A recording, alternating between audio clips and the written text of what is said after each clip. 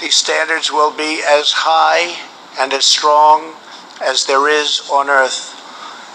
The vast majority of police officers are selfless and courageous public servants. They are great men and women.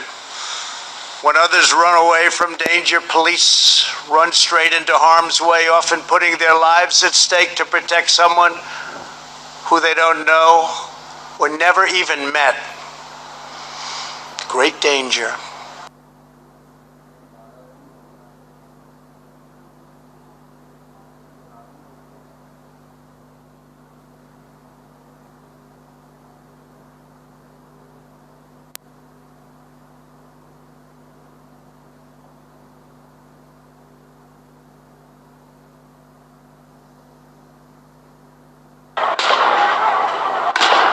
The city of Minneapolis confirming to CNN that at least 7 police officers have now left the department since the death of George Floyd last month. And more than half a dozen are now in the process of leaving, departing for unknown reasons. And it's not just Minneapolis. Other departments around the country are seeing police officers head for the exits, either publicly resigning from tactical teams or leaving their departments altogether. From Buffalo, where 2 officers were suspended earlier this month after shoving an elderly protester, 57 officers resigned from the department's emergency response team. Get your knee! To Florida, where the Hollandale Beach SWAT team saw 10 resignations after city officials, including the police chief, took a knee with protesters. Officers there say they feel minimally equipped, undertrained, and restrained by politics. To Atlanta, where the police department there says at least 8 officers have resigned since June 1st. According to the Atlanta Police Foundation, low morale has taken a toll on the police force. Earlier this month, 6 officers were charged and arrested for excessive use of force. That incident followed on Friday by the police shooting of Rayshard Brooks, an African-American man killed after officers attempted to arrest him for a suspected DUI. Brooks had taken one of the officers' tasers in a scuffle and fired at police as he ran away. The Atlanta police chief abruptly resigned. The district attorney there says possible charges against the officer who shot Brooks could include felony murder. A police union official warns this climate will lead to more departures. What we're suffering with in Atlanta, I believe, is we are playing politics. We are bowing down, if you will, to try to appease the rioters. If he gets charged without the due process and everything, I think you're going to find those officers who are senior, who have the time in to get their retirement and leave, they're going to start leaving. I think you're going to start seeing officers trying to find another place to go. Other law enforcement experts say Brooks' killing appears unjustified, and as the nation remains on edge, have a message for those considering dramatic mass resignations. I understand the internal workings of a police department, the emotion and all that sort of thing. But you've got a job to do, and we're in the middle of a crisis across the country. This is not the time to quit. And so I don't have very much tolerance for that sort of thing.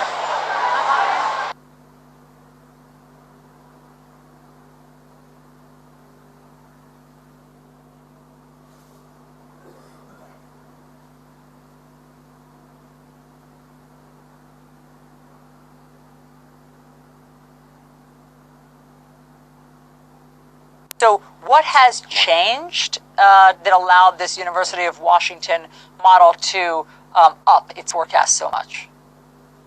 Well, I think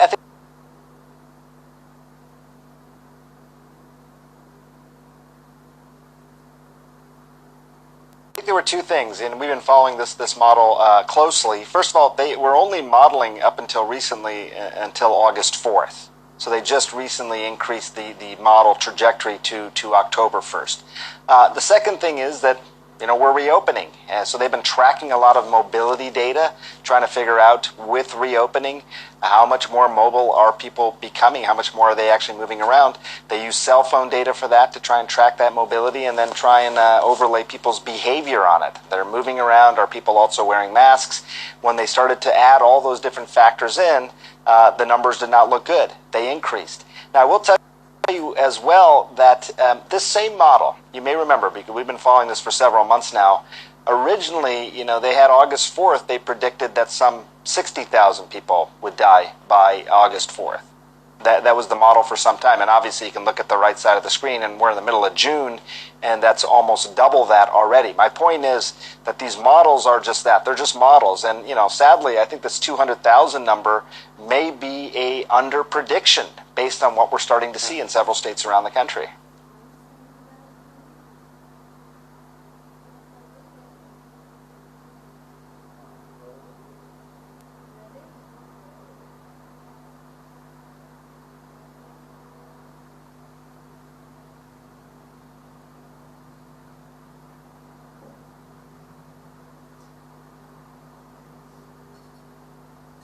One person has been shot in New Mexico. This after a right-wing militia confronted protesters who were trying to take down the statue of a conquistador. A local reporter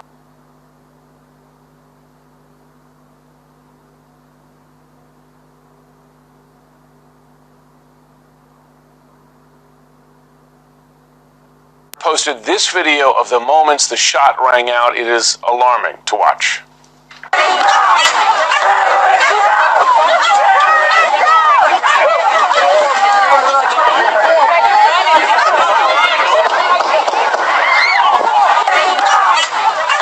That is gunfire, shots followed not by police, but by a self-appointed militia. Albuquerque police detained several heavily armed members of that militia, known as the New Mexico Civil Guard. Keep in mind, those are not soldiers or police officers there. Those are militiamen. Authorities say the shooting victim is now in critical condition. New Mexico's governor says she is horrified and disgusted by the violence, tweeting, "There is absolutely no space in New Mexico for any violent would-be militia seeking to terrorize New Mexicans." Albuquerque's mayor says the statue will be speedily removed as an urgent matter of public safety.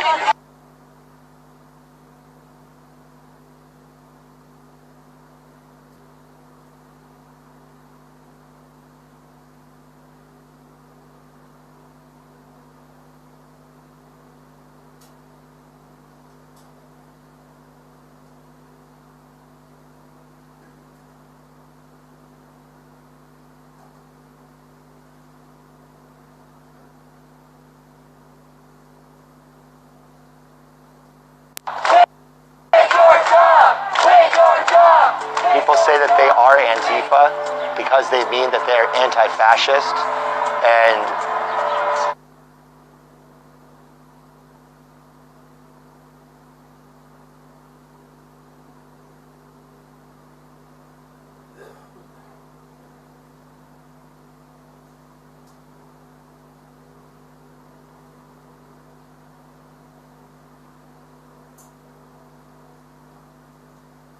now people think it's a gang. I don't really know how it happened. Things kind of just got out of control. What Antifa has become to President Trump, it has been a boogeyman. Antifa is not an organization, it's an ideology, it's a belief system. It is basically means that you are against fascism. If you are against fascism, you are Antifa. These are some of the very small number of anti-fascists willing to talk on camera. Most stay anonymous to avoid becoming a target as they fight white nationalism. Some wear all black and cover their faces, which can make them seem like a shadowy gang to outsiders. Some federal officials have accused Antifa of being a major cause of violence in the nationwide protests following the killing of George Floyd. While a few anti-fascists have been arrested, most are doing things like looking out for white supremacists or serving as street medics.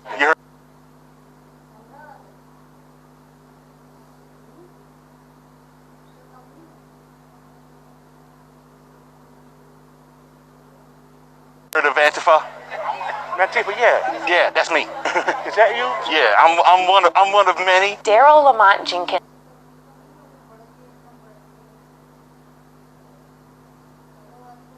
has been an anti-fascist for about 3 decades. I've met a lot of anti-fascist activists in different cities. They're almost all white, even though they're fighting white supremacy. They are using their white privilege to affect some change. They are able to go into areas that I and others would not be able to go into.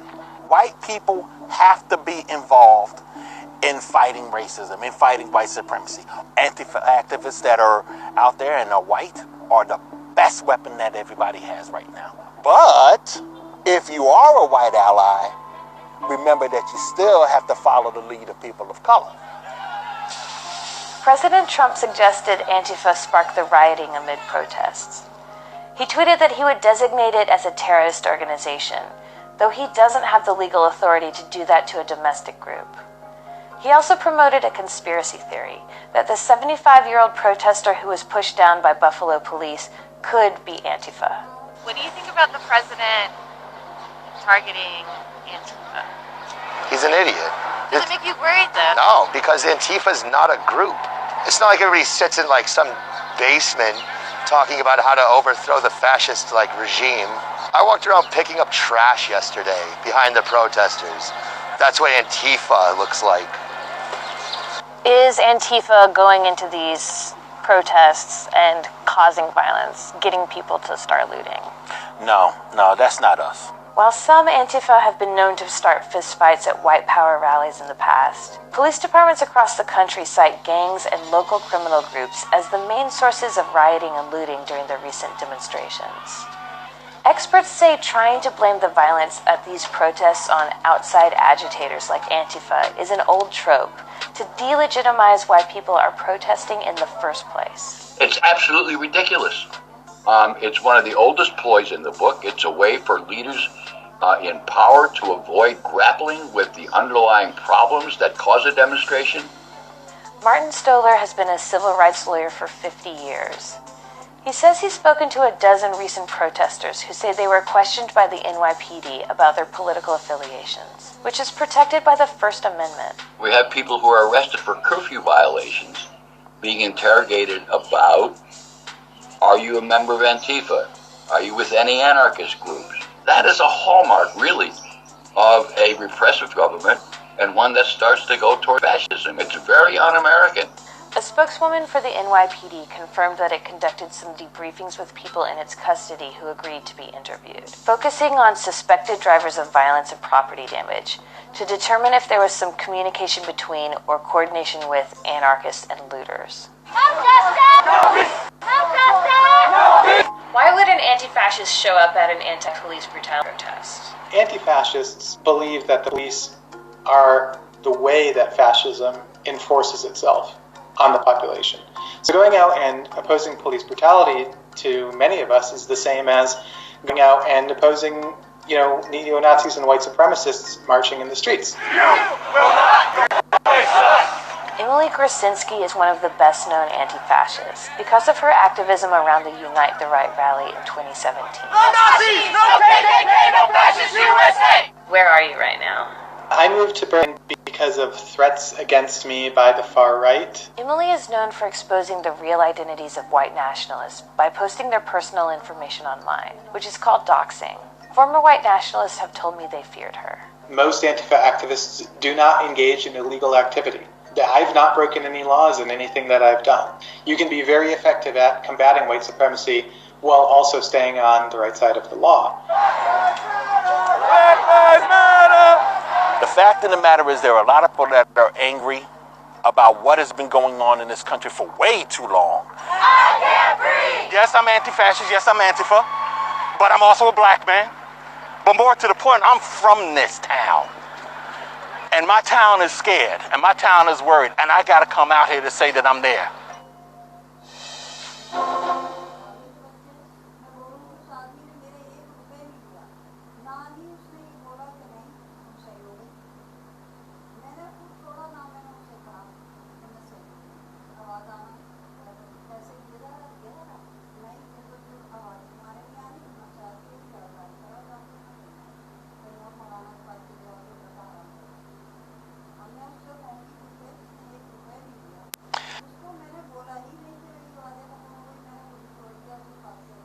Tonight, new modeling from the University of Washington projecting there will be more than 201,000 total coronavirus deaths in this country by October 1st. That's up about 30,000 from the last projection. With that as the backdrop, the President of the United States apparently believes that when you close your eyes to something, it goes away. Or if you don't report on something, it never happened. Now, I've been reading a lot about babies lately, and that's something babies grow out of by about 18 months. It's called object permanence, meaning the thing is there whether you are looking at it or not. Well, the president perhaps hasn't reached that stage yet, at least not when it comes to the virus that has now claimed more than 116,000 lives in this country. Today, as you'll hear, he expressed the notion that if you just stop testing for it, coronavirus wouldn't be a problem anymore. Sounds pretty simple.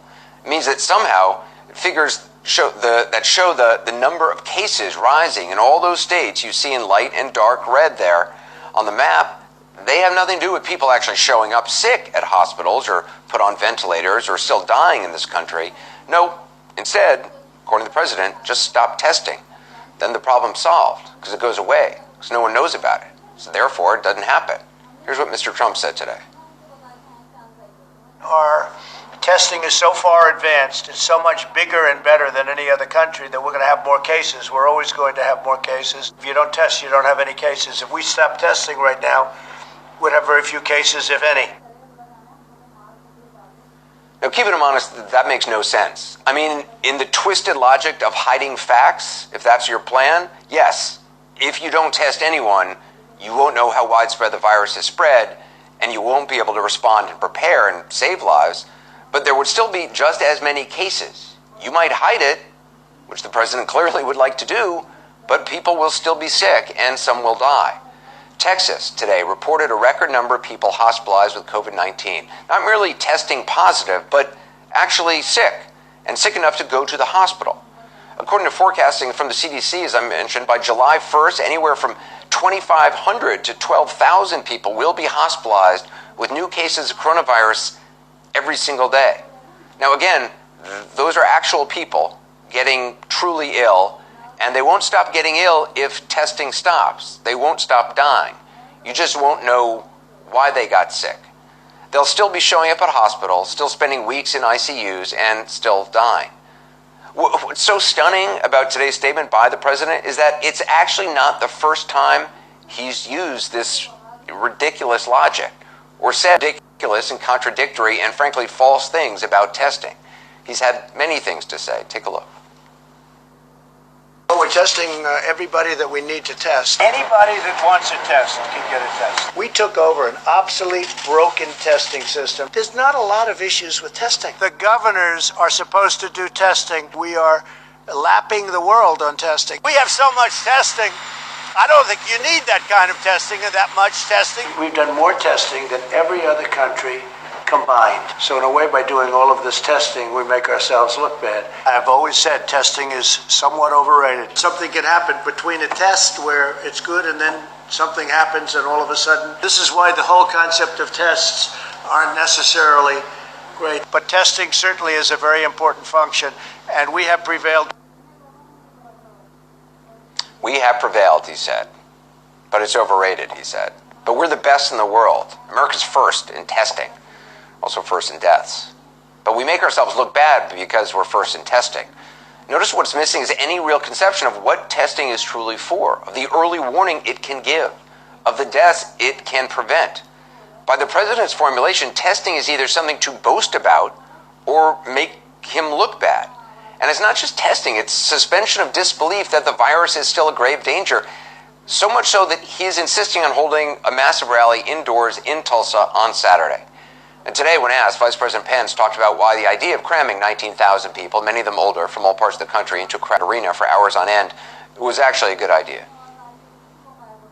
Oklahoma has really been in the forefront of our efforts to slow the spread, and in a very real sense, they flattened the curve. And today, their hospital capacity is abundant. Now, keeping them honest, that is simply not true. What's fascinating about Vice President Pence is his whole job is to sound folksy and stable and broad-shouldered and make it sound like there's a rational person who's actually listening to what the president is saying and agrees with it and is communicating exactly what the president is saying. Here's the daily case rate for Oklahoma over the last 2 weeks. The line represents a 5-day moving average, and as you can see, that line is up at the end of those 14 days. It's not down. And over the weekend, Tulsa's top public health official had this piece of advice concerning the rally. Quote, "If you want to stay safe, don't go."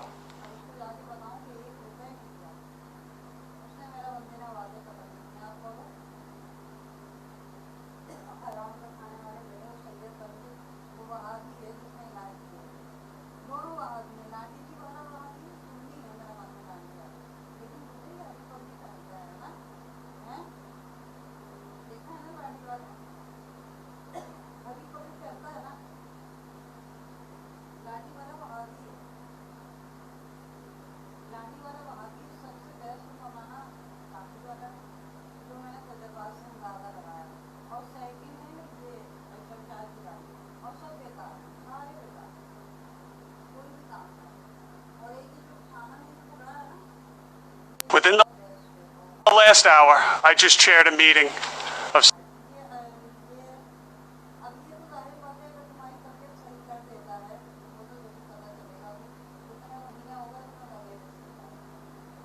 senior executives of the police department.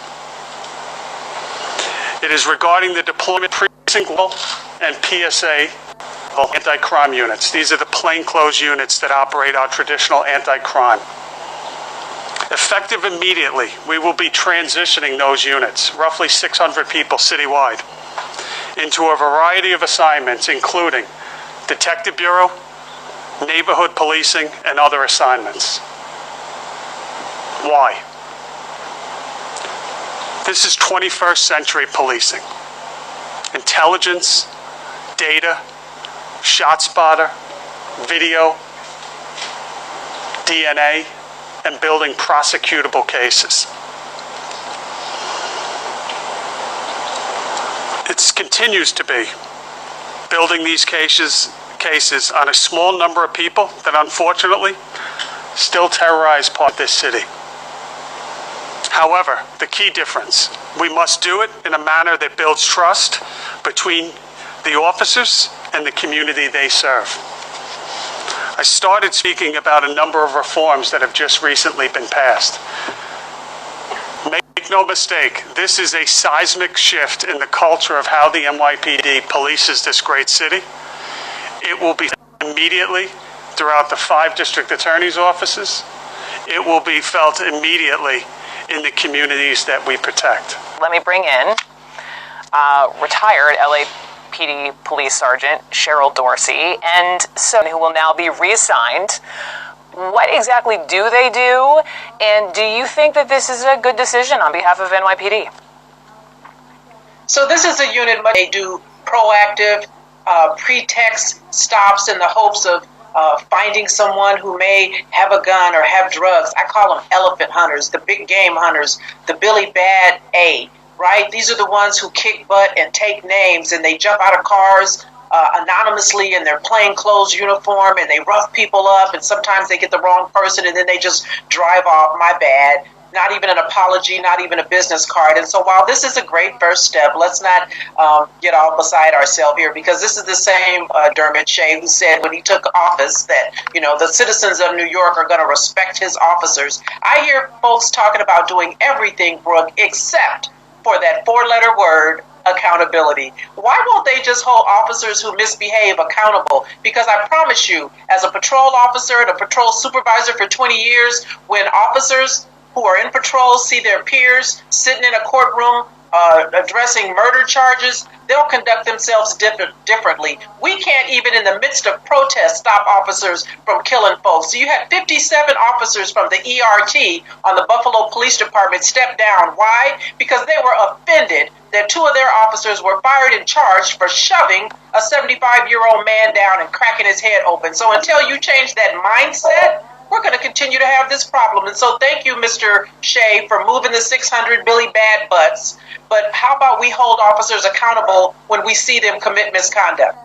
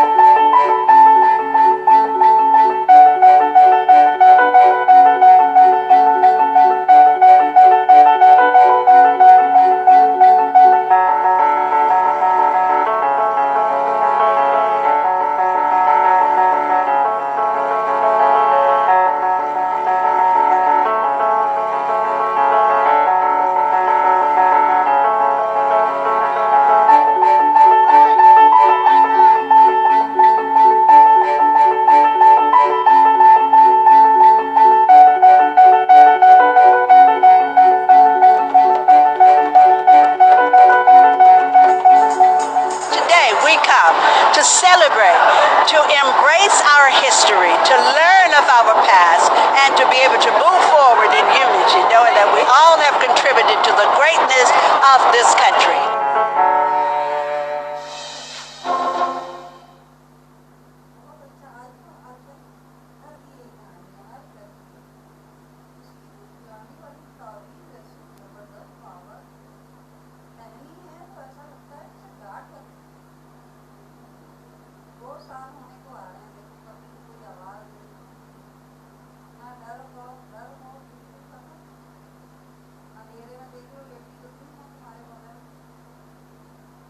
As Texas deals with an increase in cases of COVID-19, CNN is now learning that several NFL players there have tested positive for the virus, raising questions just even about the league's upcoming season. According to NFL Network, multiple players with Dallas Cowboys and the Houston Texans have been affected. CNN's Ed Lavandera is live for us in Dallas this afternoon with more. Ed, what can you tell us about this? Well, as you mentioned, Brooke, this really does call into question exactly what is the NFL going to do in the next few months as it prepares for the 2020 football season. As you know, the National Basketball Association and Major League Baseball kind of mired in figuring out how to restart their seasons. And this news coming here, not only as the number of cases in Texas continues to go up, but several months ago, there were a number of Dallas Cowboys players who had kind of stirred up a bit of a controversy as the Dak Prescott, the quarterback of the Cowboys, had hosted a party at his house, and then there were a number of players holding workouts. So it was a bit of a controversy surrounding some of these players' actions as to whether or not they were following social distancing guidelines and that sort of thing. But this news does come as the league prepares to begin the 2020 season. The Houston Texans and the Dallas Cowboys are not commenting officially on the names of the players that are reportedly infected with the coronavirus. They say they cannot comment on that, citing federal and local privacy laws. But the NFL is in the process of trying to figure out how to reopen. It was just earlier this month that the commissioner of the NFL put out a memo to all of the teams allowing that the coaching staff and up to 100 employees could return to training facilities and resume working. But again, that was just the first step. How this news affects what happens next is unknown at this point, but it's clearly something that the league is grappling with as it figures out what the 2020 season is going to look like. Brooke?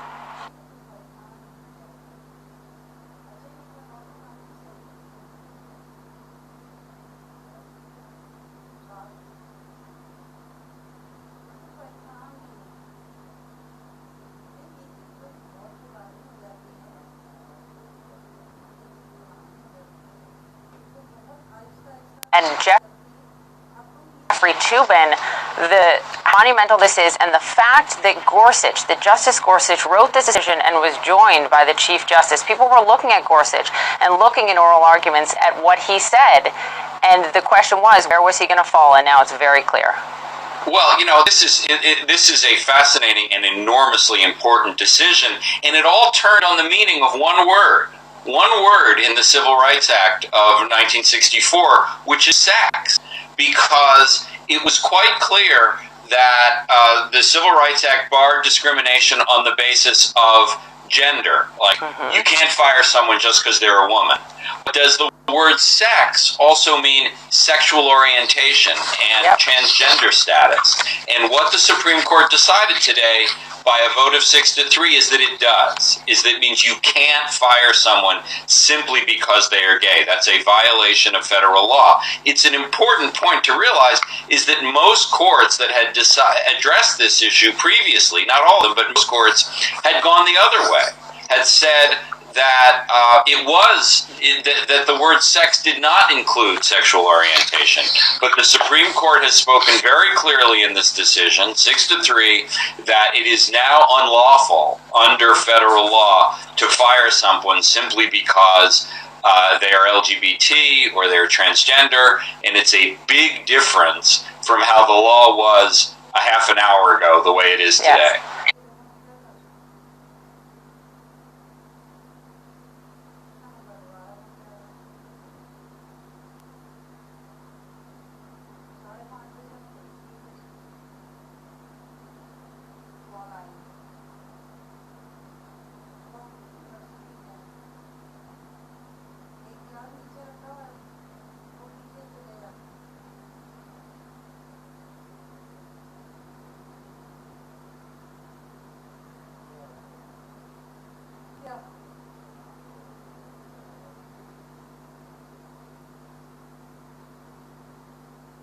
American in prison in Moscow, Paul Whelan, has just been sentenced to 16 years in prison.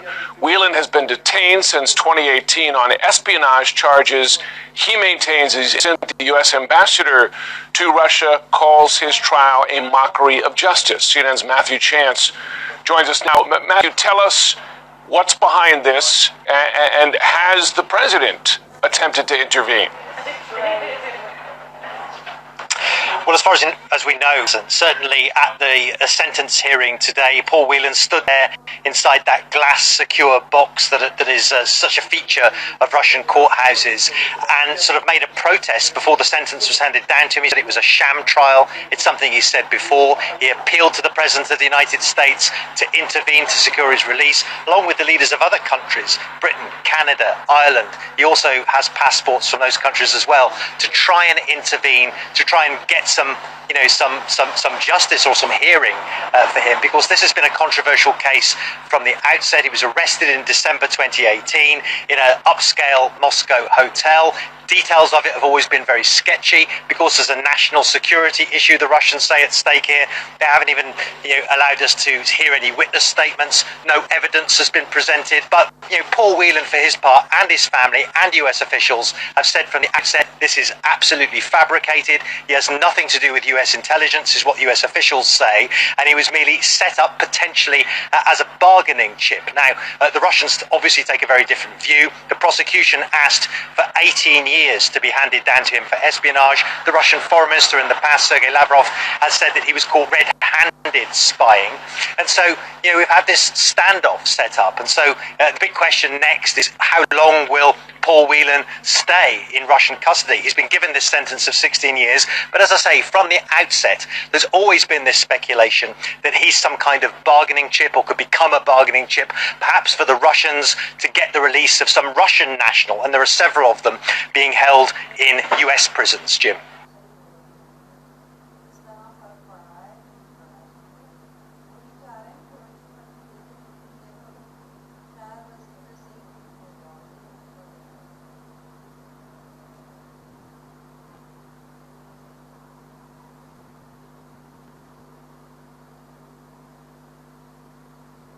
Beyonce is calling for justice in the death of Breonna Taylor, an African-American woman who was killed by police after they went into the wrong home. Melissa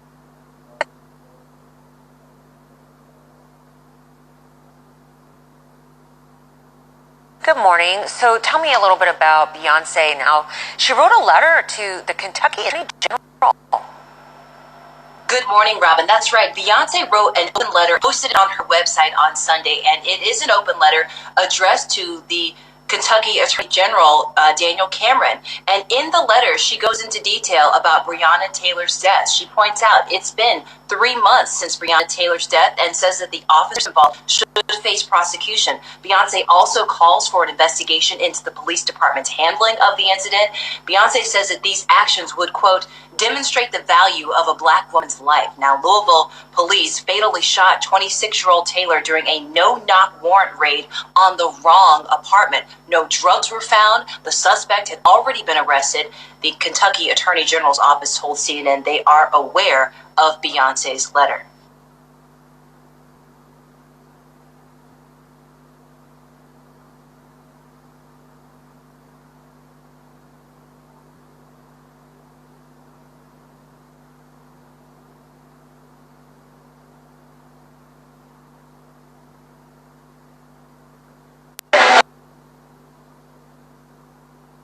So this is what it looks like when you enter Chaz. You see some of this street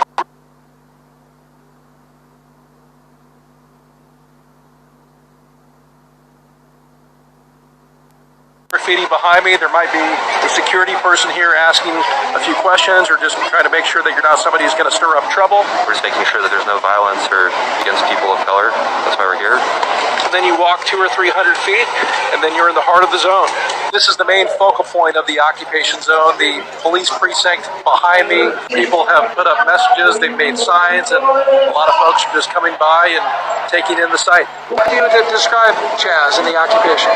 Oh, it's good. It's a lot of people out here, unity, little trying to get this equality thing going, and it's very peaceful out here. One of the more remarkable things about the occupation is the infrastructure. They are incredibly well stocked for the long haul. Plastic bags with cards in it, those are all individual donor cards. So like most of this stuff just comes one bag of groceries at a time from folks in the community who want to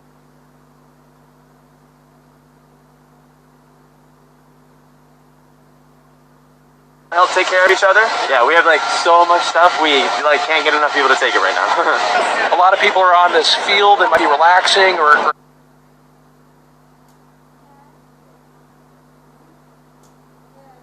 having a picnic. You can see this meditation society behind me.